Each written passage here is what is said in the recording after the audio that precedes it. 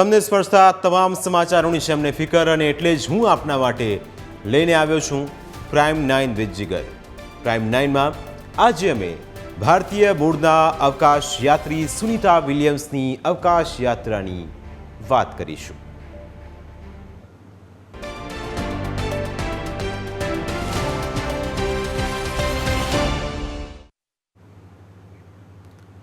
ભારતીય મૂળના અવકાશ યાત્રી સુનીતા વિલિયમ્સનો ISS એટલે કે ઇન્ટરનેશનલ સ્પેસ સ્ટેશનમાં ડાન્સ કરતો આ વિડીયો તમે જોયો છે? અત્યારે સૌ કોઈ આ જ સવાલ કરી રહ્યા છે. સુનીતા વિલિયમ્સ સ્પેસ સ્ટેશન પહોંચ્યા ત્યારે ઘંટડી વગાડીને તેમનું સ્વાગત કરાયું. તેઓ સ્પેસ સ્ટેશનમાં એન્ટ્રી ડાન્સ કરતા કરી હતી અને તેમની અદા જોઈને સૌ કોઈ ખુશ થઈ ગયા, જેમ અહીં તમે જોઈ રહ્યા છો. સુનીતા વિલિયમ્સની પાછળ આવેલા બુચ વિલ્મોરને પણ સ્પેસ સ્ટેશન પર હાજર લોકોએ સ્મિત સાથે આવકાર્યા. પણ સુનીતા વિલિયમ્સ અહીં છવાઈ ગયા. કેવી રીતે છવાયા એ તસવીરો તમારી સામે છે, અને આજે આખા દેશ જ નહીં, આખી દુનિયાએ સુનીતા વિલિયમ્સની આ તસવીરોને જોઈ, અને આપણા માટે પણ આ એક ગર્વની ક્ષણ હતી. જેમણે પણ 49 સેકન્ડનો આ વિડીયો જોયો છે એ લોકોના ચહેરા પર સ્મિત આવી જાય છે. આ યાત્રા ઐતિહાસિક છે, કેમ કે પ્રથમ વખત સુનીતા વિલિયમ્સ અને બુચ વિલિયમ્સ એમ બંને અવકાશ યાત્રીઓને બોઈંગ સ્ટારલાઇનર દ્વારા અવકાશમાં લઈ જવાયા છે. સુનીતા વિલિયમ્સનો વિડીયો જોઈને સૌના ચહેરા પર સ્મિત આવી ગયું. સુનીતા ત્રીજી વાર અવકાશ યાત્રા પર ગયા છે. આ મિશન સફળ થશે તો અવકાશ ક્ષેત્રે મોટી સિદ્ધિ ગણાશે. બોઈંગ સ્ટારલાઇનરને અવકાશ યાત્રા માટે માન્યતા મળી જશે. સુનીતા અને વિલ્મોર એક સપ્તાહ અવકાશમાં જ રહેવાના છે. વિવિધ પરીક્ષણોમાં મદદ કરશે અને વૈજ્ઞાનિક પ્રયોગો કરશે. વિલ્મોર અને વિલિયમ્સ સ્ટારલાઇનર અને તેમની સબસિસ્ટમનું ટેસ્ટિંગ કરશે. પૃથ્વી પર પાછા ફરતી વખતે સમુદ્રના બદલે જમીન પર ઉતરી શકે. આ પ્રયોગ સફળ થશે તો પણ એક નવી સિદ્ધિ નોંધાશે. અત્યારે કમર્શિયલી ઇલોન મસ્કની સ્પેસ એક્સ જ કમર્શિયલ સ્પેસ ફ્લાઇટ માટે માન્યતા ધરાવે છે. બોઈંગ કંપનીએ પહેલા સ્પેસ ક્રાફ્ટ સિરીઝમાં 2019માં પહેલું space craft BOE OFT launch કર્યું હતું, પણ એ સફળ નહોતું થયું. દરમિયાનમાં રિચર્ડ બ્રેન્સનની કંપની વર્જિન ગેલેક્ટિક્ટે 2021માં સ્પેસ સ્પેન વર્જિન VSS યુનિટી લોન્ચ કર્યું હતું. આ સ્પેસ ક્રાફ્ટમાં બેસીને રિચર્ડ બ્રેન્સન ભારતીય મૂળની શિરીષા બાંડલા સહિત 7 લોકો સાથે અંતરિક્ષની યાત્રા પર ગયા હતા. આ યાત્રામાં બ્રેન્સન સાથે તેમની કંપનીના કર્મચારીઓ પણ હતા. આ તસવીરો આપણા માટે ગૌરવપૂર્ણ છે, પણ અહીં સ્પેસમાં સિદ્ધિ કેવી રીતે રચાશે એની પણ હવે વાત કરી લઈએ. બ્રેન્સનના સ્પેસ ક્રાફ્ટે 11 જુલાઈ 2021ના રોજ ઉડાન ભરી હતી. ન્યૂ મેક્સિકોના દક્ષિણમાં આવેલા રણથી આ ઉડાન ભરવામાં આવી હતી. ભારતીય સમય અનુસાર યાત્રા રાત્રે 8 વાગે શરૂ થઈ. સવા કલાક બાદ રાત્રિના 9:12 ધરતી પર તે પાછા ફર્યા. બ્રેન્સને સફળતાપૂર્વક અવકાશની યાત્રા કરી, તેથી બોઈંગ માટે પ્રતિષ્ઠાનો એક પ્રશ્ન હતો. બોઈંગ કંપનીએ 2022માં બીજું space craft BOE OFT-2 launch કર્યું. બોઈંગ માટે એ રીતે આ મિશન વટનો એક સવાલ હતો. બોઈંગ કંપનીને વટને ખાતર 2 વર્ષ સ્ટારલાઇનર સ્પેસ ક્રાફ્ટ મોકલ્યું અને બોઈંગ કંપનીએ આ મિશનમાં 1 અબજ ડોલરથી વધુનો ખર્ચ થયો. 2011માં નાસાએ એના સ્પેસ શટલ કાફલાને નિવૃત્ત કરી દીધો અને આ પ્રોગ્રામ હેઠળ મસ્કની કંપની સ્પેસએક્સ અને બોઈંગને સ્પેસક્રાફ્ટ બનાવવાની મંજૂરી મળી. 2021માં સ્પેસએક્સ વિમાને અવકાશ યાત્રીઓને મોકલીને નાસાએ પોતાનામાં મૂકેલા વિશ્વાસને સાચું સાબિત કર્યો, પણ બોઈંગ કંપની 2 વાર નિષ્ફળ રહી. હવે આ મિશન સફળ રહેશે તો બોઈંગના સ્ટારલાઇનર એરક્રાફ્ટને પણ સ્પેસ મિશન માટે ઓથોરાઇઝ કરવામાં આવશે. આ કારણોસર આ મિશનને ઐતિહાસિક માનવામાં આવે છે. નાસા અવકાશ યાત્રાનું જે ખાનગીકરણ કરવા જઈ રહી છે અને પહેલાંથી જ કરી ચૂકી છે. નાસાએ માણસોને પૃથ્વીની નીચેની ભ્રમણકક્ષામાં મોકલવાનું કામ અમેરિકામાં જ સ્પેસએક્સ અને બોઈંગ કંપનીએ પહેલેથી જ આઉટસોર્સ કર્યું છે. એટલે આ 7 પગલાં આકાશમાં કેમ મહત્વના છે એ પણ તમે સમજો તો તેનાથી આપને વિગતે ખ્યાલ આવશે. હવે થશે શું કે નવા સ્પેસ સ્ટેશન વિકસાવવા કંપનીઓને કોન્ટ્રાક્ટની એક સિસ્ટમ શરૂ કરવામાં આવશે. અવકાશના પ્રવાસીઓ છે તે માટેના અહીં સ્થળો બનશે, એટલે કે અવકાશમાં એક પ્રવાસનને પણ વેગ મળશે. એક્સિયોમ કંપની સ્પેસએક્સ રોકેટ મારફત અવકાશ યાત્રીઓને મોકલે છે પૈસા. 2025માં કંપની ISS સાથે મોડ્યુલ જોડવાનું વિચારી રહી છે. મોડ્યુલને અલગ કરીને કંપની અને પોતાનું સ્પેસ સ્ટેશન બનાવી શકે એવા પ્રયત્નો થઈ રહ્યા છે. ધીરે ધીરે બીજા પણ સ્પેસ સ્ટેશન ઊભા થશે. ભવિષ્યમાં પણ દર 3 મહિને એક સ્પેસક્રાફ્ટ લોન્ચ થઈ શકે. અવકાશ યાત્રાનો નવો બિઝનેસ શરૂ થશે.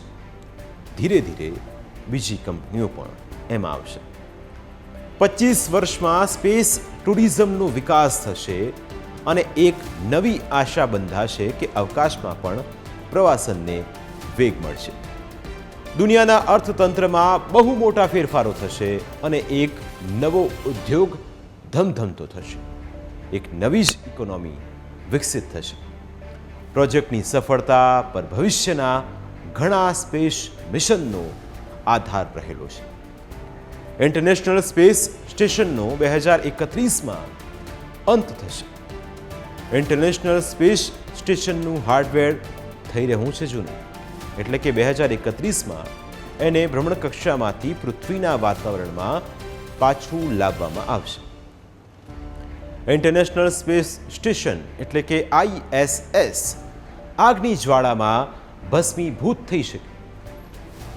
અન્ય ઉપયોગ માટે એને તોડી પાડવામાં આવે એવું બની શકે. એટલે કે અહીં તમામ પ્રકારની શક્યતાઓ રહેલી છે. ઇન્ટરનેશનલ સ્પેસ સ્ટેશન એટલે કે ISS માનવજાતના ઇતિહાસનો અત્યાર સુધીનો સૌથી મોંઘો પ્રોજેક્ટ છે. એક રીતે જોઈએ તો અમેરિકા માટે ઇન્ટરનેશનલ સ્પેસ સ્ટેશન ધોળો હાથી બની ગયું છે, કેમ કે નાસા ISS પાછળ દર વર્ષે $3 અબજ ખર્ચ કરે છે. હવે કોમર્શિયલ ફ્લાઇટ્સ શરૂ થાય તો નાસાને આ ખર્ચમાંથી મુક્તિ મળે. જે નાણાં બચે તેનો ઉપયોગ નાસા બીજા સ્પેસ મિશન પાછળ કરી શકે. નાસા અવકાશ યાત્રીઓને ચંદ્ર અને મંગળ પર મોકલવામાં જેવા અન્ય હ્યુમન સ્પેસ ફ્લાઇટ મિશન હાથ ધરવા માગે છે, પણ ખર્ચના કારણે ખચકાય છે. આ મિશન સફળ થાય તો નાસાનો હાથ છૂટો થઈ જાય. નાસા ચંદ્રની ધરતી પર જવાનો આર્ટેમિસ પ્રોગ્રામ હાથ ધરી રહ્યું છે. 1972ના એપોલો 17 મિશન પછી પ્રથમવાર અમેરિકાના 4 અવકાશ યાત્રી 2024માં જ ચંદ્રની નજીક જવા ઉડાન ભરશે અને આ જ એક નવી સ્પેસમાં સિદ્ધિ હશે. નાસા ચંદ્રની નજીક બનાવવા માગે છે નવું સ્પેસ સ્ટેશન. લુનર ગેટવે તરીકે ઓળખાશે આ નવું સ્પેસ સ્ટેશન. લુનર ગેટવેનું નિર્માણ આ દાયકાના અંતે શરૂ થઈ જશે. ભાવિ હ્યુમન સ્પેસ ફ્લાઇટનો મહત્વનો તે હિસ્સો બની શકે છે. ગેટવે ચંદ્ર પર જતા અવકાશ યાત્રીઓ માટે થાણું બની શકે. ચંદ્ર પર પાણીની શક્યતા હોવાના કારણે માનવ વસવાટ અહીં શક્ય બની શકે છે. અમેરિકાએ દિશામાં સંશોધન હાથ ધરે એ જરૂરી છે. એટલે કે અમેરિકા હવે આ પ્રોજેક્ટને કેવી રીતે જુએ છે અને એની અંદર કયા નવા આયામો ઉમેરે છે તે પણ જોવું રોચક રહેશે. કારણ કે અવકાશની આ દુનિયામાં સફર પણ એટલી જ રોચક છે. પ્રાઇમ 9માં સમય થયો છે બ્રેકનો. બ્રેક બાદ પણ આ સફરે તમને આગળ વધારીશું અને બતાવીશું કે અવકાશમાં હવે એટલે કે સ્પેસમાં વિકાસનો સ્પેસ કેટલો છે.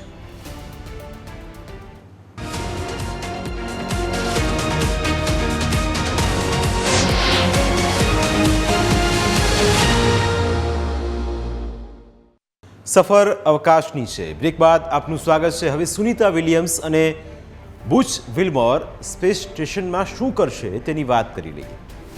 ભવિષ્યમાં માનવજાત અવકાશને પોતાનું થાણું બનાવવા માગે છે. વિજ્ઞાનીઓના મતે ભવિષ્યમાં અવકાશમાં નવા કમર્શિયલ સ્પેસ સ્ટેશન સ્થપાશે. આ કમર્શિયલ સ્પેસ સ્ટેશનો કમ્યુનિકેશન સહિતની સવલતોના વિકાસમાં તો કામ આપશે જ, પણ ભવિષ્યમાં પણ બીજા ગ્રહો પર માનવ વસવાટ શક્ય છે કે નહીં એની શક્યતા ચકાસવામાં પણ મહત્વની ભૂમિકા ભજવશે. આ સ્પેસ સ્ટેશનો સ્પેસ ફ્લાઇટ માટે એરપોર્ટ્સ તરીકે કામ કરશે. મતલબ કે અવકાશમાં જ એક સ્પેસ સ્ટેશનથી બીજા સ્પેસ સ્ટેશન સુધી સ્પેસ ક્રાફ્ટ જતા હશે. કમર્શિયલ સ્પેસ સ્ટેશન અવકાશમાં ક્યાં બનાવવા એ અંગે ઇન્ટરનેશનલ સ્પેસ સ્ટેશનમાં સંશોધન ચાલી રહ્યા છે. હવે કયા પ્રકારના સંશોધનો છે એ પણ તમે જુઓ અને સમજો તો આપને ખ્યાલ આવશે કે અવકાશમાં લાંબા ડગલા ચોક્કસ પડવાના છે. અવકાશમાં સ્પેસ સ્ટેશન કાર્યરત કરવા માટેનું સંશોધન અને સંશોધનના સુનિતા અને વિલ્મોર યોગદાન આપશે. આંતરરાષ્ટ્રીય સ્પેસ સ્ટેશનનું આયુષ્ય 2031માં સમાપ્ત થશે. ISSનો અંત હ્યુમન સ્પેસ ફ્લાઇટના રોમાંચક ભવિષ્યની શરૂઆત હશે. તૈયારીઓને સમજવા ISS શું છે એ સમજવું પણ જરૂરી છે. ISS 5 અવકાશ એજન્સીઓ દ્વારા બનાવાયેલું આખું એક સ્પેસ સ્ટેશન છે. અમેરિકાની નાસા, રશિયાની રોસકોસ્મોસ અને જાપાનની જાક્સા, યુરોપની યુરોપિયન સ્પેસ એજન્સી અને કેનેડાની કેનેડિયન સ્પેસ એજન્સીએ ઇન્ટરનેશનલ સ્પેસ સ્ટેશન બનાવ્યું છે. ISS અત્યાર સુધીનું સૌથી મોટું સ્પેસ સ્ટેશન છે. આ સ્પેસ સ્ટેશનનો મુખ્ય ઉદ્દેશ માઇક્રોગ્રેવિટી અને સ્પેસ એન્વાયરમેન્ટ અંગે પ્રયોગો કરવાના છે. વૈશ્વિક સહયોગ અને માનવ ક્ષમતાની તાકાતના પરચારૂપ આંતરરાષ્ટ્રીય સ્પેસ સ્ટેશન એટલે કે ISS પ્રોજેક્ટની શરૂઆત 1998માં રશિયાના ઝરિયા મોડ્યુલ દ્વારા થઈ. ISSનું બાંધકામ 1998માં શરૂ થયું હતું, જેમાં રશિયન નિર્મિત ઝરિયા મોડ્યુલ પ્રથમ ઘટક હતું. તેથી ઝરિયા મોડ્યુલને સ્પેસ સ્ટેશનનો પાયો માનવામાં આવે છે. શીત યુદ્ધના અંત અને સોવિયત યુનિયનના પતન પછી બે કટ્ટર દુશ્મન દેશ અમેરિકા તથા રશિયાના આ પ્રોજેક્ટ માટે સાથે મળીને કામ કરીને નવા યુગની શરૂઆત કરવાની મોટી તક આપી હતી અને તેના જ આધારે આખી આ ગણતરી કરવામાં આવી હતી. હવે અદ્વિતીય ISS કેમ કહેવામાં આવે છે એ પણ સમજો. ફૂટબોલના મેદાન જેટલું સ્પેસ સ્ટેશન છે. 150 અબજ ડોલરના ખર્ચે બનેલા સ્પેસ સ્ટેશનનું વજન 400 ટનથી વધારે છે. પ્રતિ કલાક 28,980 કિલોમીટરની ઝડપે આપણા ગ્રહનું એ પરિભ્રમણ કરે છે. નવેમ્બર 2000માં પ્રથમ ચાલક દળ સ્પેસ સ્ટેશન પર પહોંચ્યું હતું. સતત અવકાશ યાત્રી જાય અને સંશોધનો કરે. અમેરિકા અને રશિયા દ્વારા હજારો વૈજ્ઞાનિકો પ્રયોગ અહીં હાથ ધરતા હતા. યુરોપ અને જાપાન નિર્મિત મોડ્યુલ પણ એમાં જોડાયેલા છે. એટલે તેનું મહત્વ પણ અહીં ખૂબ વધી જાય છે. આ સંશોધનમાં અલ્ઝાઇમર અને પાર્કિન્સન્સ જેવા રોગોની તપાસથી માંડીને લેટેસ્ટ એટલે કે નવા મૂળા જેવી ખાદ્ય સામગ્રી ઉગાડવાની રીતોની પણ સમાવેશ થાય છે. પણ મુખ્ય સંશોધન અવકાશમાં માનવોની હાજરીની શક્યતા વિશે થાય છે. આ સંશોધનનો ડેટા વૈજ્ઞાનિકોને મદદરૂપ થાય છે. સુનીતા અને વિલ્મોર સંશોધકો નથી પણ ટ્રેન્ડ એસ્ટ્રોનોટ્સ છે. સુનીતા અને વિલ્મોર બંને અવકાશમાં સ્પેસ વોક કરશે ત્યારે તેમની સાથે જોડાયેલા ઉપકરણોમાં અવકાશની સ્થિતિ વિશેના ડેટા નોંધાશે જે કામનો હશે. અલબત્ત સુનીતા અને વિલ્મોરની અવકાશ યાત્રામાં હજુ મહત્વની એક તબક્કો બાકી છે. સ્ટારલાઇનર દ્વારા સફળ ઉતરાણ થઈ ગયું પણ હવે જમીન પર સફળ રીતે પાછા ફરાય એ સફળ રિકવરી થાય પછી નાસા અવકાશયાન સ્ટારલાઇનરને સ્પેસ સ્ટેશન પરના મિશન માટે ઓપરેશનલ ક્રૂ સિસ્ટમ તરીકે માન્યતા આપશે. એટલે કે આખી સિસ્ટમ કયા પ્રકારની હશે એ પણ સમજો. સુનીતા અને વિલ્મોર માટે પાછા ફરવાનો તબક્કો બહુ જ મહત્વનો છે. બોઈંગના આ પહેલાના 2 મિશનમાં તકલીફ પડી હતી. બંને મિશન સંપૂર્ણ સફળ નહોતા. બોઈંગનું પહેલું mission Starliner orbital flight test spacecraft ISS સાથે ડોકિંગ કર્યા પછી પશ્ચિમ યુનાઇટેડ સ્ટેટ્સ છે ત્યાં પાછું ફરવાનું હતું. આ મિશન 20 ડિસેમ્બર 2019ના રોજ લોન્ચ કરવામાં આવ્યું. સ્પેસક્રાફ્ટની મેટ ઘડિયાળમાં લોન્ચ થયાના 31 મિનિટમાં જ આ સમસ્યા સર્જાઈ. સમસ્યાના કારણે અવકાશયાનને ખોટી ભ્રમણ કક્ષામાં જતું રહ્યું અને સળગી ગયું. એટલે અહીં પણ એક તકલીફ પડી હતી. બોઈંગ ઓર્બિટલ ફ્લાઇટ ટેસ્ટ 2ને 19 મે 2022ના રોજ લોન્ચ કરવામાં આવ્યું. સ્ટારલાઇનરે 21 મે 2022ના રોજ ISS સાથે સફળતાપૂર્વક ડોક કર્યું એટલે એની સાથે જોડાણ કર્યું. બોઈંગના સ્પેસક્રાફ્ટનું ISS સાથેનું જોડાણ 4 દિવસ રહ્યું. 25 મે 2022ના રોજ સ્પેસક્રાફ્ટે અનડોકિંગ કર્યું અને પછી ન્યૂ મેક્સિકોમાં વ્હાઇટ સેન્ડ મિસાઇલ રેન્જમાં ઉતરાણ પણ કર્યું. અલબત્ત એમાં પણ કેટલીક ખામીઓ સર્જાઈ. તેથી સુનીતા વિલિયમ્સ અને બુચ વિલ્મોરને અવકાશયાનમાં મોકલતા પહેલાં ઇલોન મસ્કની કંપની વર્જિનની મદદ લેવાઈ હતી. ભૂતકાળમાં સ્પેસક્રાફ્ટ પાછા ફરતી વખતે દુર્ઘટનાઓ સર્જાઈ હોય એવું પણ બન્યું છે. મૂળ ભારતીય કલ્પના ચાવલાના સ્પેસક્રાફ્ટને આ રીતે જ અકસ્માત નડેલો કે જેમાં તેમનું નિધન થયું હતું. કારણ કે અહીં પણ એક દુર્ઘટના સર્જાઈ હતી પણ કલ્પનાને આજે પણ સલામ છે. કલ્પના અવકાશમાં મુસાફરી કરનારા ભારતીય મૂળના પ્રથમ મહિલા હતા અને કલ્પના ચાવલા 2 વાર અવકાશ યાત્રાએ ગયા હતા. 19 નવેમ્બરથી 5 ડિસેમ્બર 1997ના દરમિયાન પોતાની પ્રથમ અવકાશ યાત્રા તેમણે કરી હતી. 16 દિવસ સુધી અવકાશ યાત્રામાં રહ્યા હતા અને વિવિધ સંશોધનો કર્યા હતા અને 16 જાન્યુઆરી 2023ના રોજ બીજી વાર અવકાશ યાત્રા માટે રવાના થયા હતા.